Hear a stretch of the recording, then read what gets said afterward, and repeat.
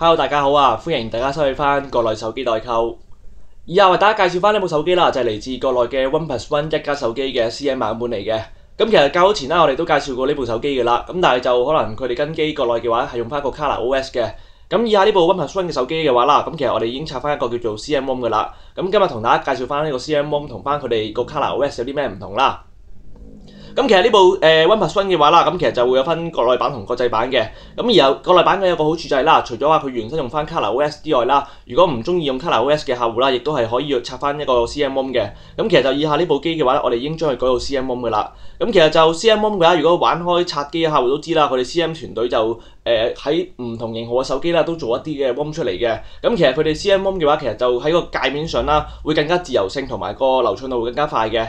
咁其實就呢部OnePlus One 嘅話啦，咁其實佢哋較早前因為一啲bug 嘅問題啦，就推遲咗個 CM ROM 推出嘅。咁其實依家啦已經 fix 咗 bug 㗎啦，咁其實就而家可以正式可以幫客戶拆翻一個 CM ROM 嘅。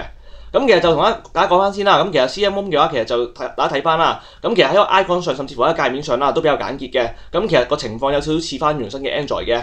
咁另外就如果呢個 CM ROM 嘅話啦，咁其實就已經預咗所有嘅 Google Play Store 啊，甚至乎 Google 服務嘅，就唔需要幫大家拆翻嘅。咁其實就同埋就呢個 CM ROM 嘅話係一個國際多語言版嚟嘅。咁大家可以睇翻呢個系統先啦。咁就會用翻 Android 嘅 4.4.2 啦，咁就基於佢哋 CM 版本去改版嚟嘅，係啦。咁如果經我哋買嘅客戶啦，咁其實就原身嘅話，其實國內版嘅 OnePlus One 啦係用翻一個 ColorOS 嘅啫。咁但係如果你係需要拆翻 CM ROM 嘅客戶啦，咁我哋可以免費幫客戶拆翻嘅。咁你有初步感覺嘅話啦，其實就個界面上會比 ColorOS 會流暢好多嘅。咁但係就你問我嘅，如果講個美觀性嘅話啦，咁 ColorOS 咁我覺得自己會嗰個 ColorOS 會好好多，因為就佢哋自己廠方都多啲變化嘅。咁相反呢個 CM ROM 嘅話啦，咁其實就有少少似翻嘅原生嘅 Android 嘅。咁另外就留意翻一樣嘢啦，咁其實就呢部 CM ROM 嘅話啦，咁其實就本身佢自己會支援翻多個語言嘅，咁就同 ColorOS 比有少少唔同嘅。咁除咗話香港繁體簡體之外嘅話啦，咁其實無論任何個地區嘅語言嘅話啦，佢都有支援嘅。咁相反 ColorOS 嘅話啦，佢自己支援翻繁體啊、簡體同埋英文嘅啫，呢度有少少唔同嘅。咁如果呢部OnePlus One嘅話啦，咁其實就本身呢部國內版本有個好處嘅。咁其實除咗大家喺香港用到 4G 之外嘅話啦，咁喺國內嘅話都支援翻中移動嘅 3G、4G。咁相反留意翻啦，國際版係唔支援嘅。咁雖然國際版佢原身行翻 CM ROM 啦，咁其實相對上呢部機國內版會更加好嘅，因為除咗話佢支援翻香港嘅 4G 之外啦，佢仲支援翻國內嘅 3G、4G。咁同埋就最緊要一樣嘢啦，國際版本嘅話佢係需要邀請先可以買到嘅。咁相反國內版本嘅話，其實相對上佢哋個購買程度會易少少嘅。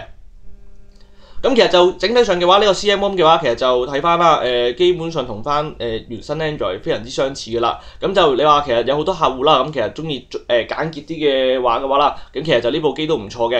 咁但係你問我自己就會偏向 ColorOS 多少少嘅，點解咧？咁譬如話佢本身之前有個 Home， 即係撳翻呢個 Home 鍵可以雙擊屏幕同埋或者關咗屏嘅話啦，咁如果拆咗呢個 CM ROM 嘅話就做唔到噶啦，咁只支援翻 ColorOS 嘅啫。咁同埋就 ColorOS 嘅話啦，佢自己有啲手勢動作嘅，咁但係就佢呢部如果拆咗 CM ROM 嘅話都冇嘅。咁當然啦，如果你話計流暢度嘅話，我自己暫時用嘅話，我會覺得 CM ROM 會高少少嘅。